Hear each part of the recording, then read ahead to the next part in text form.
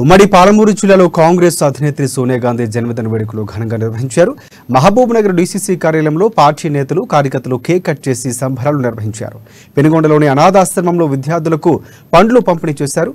తెలంగాణ ఇచ్చిన సోనియా గాంధీకి తెలంగాణ ప్రజలు ఎప్పుడూ రుణపడి ఉంటారని, అందుకే ఈసారి కాంగ్రెస్ పార్టీకి ప్రజలు పట్టం కట్టారని పార్టీ నేతలు తెలిపారు.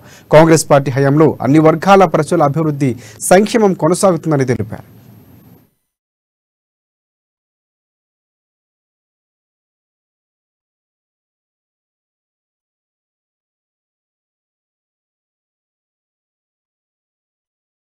దేశమే ముఖ్యం అని చెప్పిన నాయకులు సోనియా గాంధీ గారు.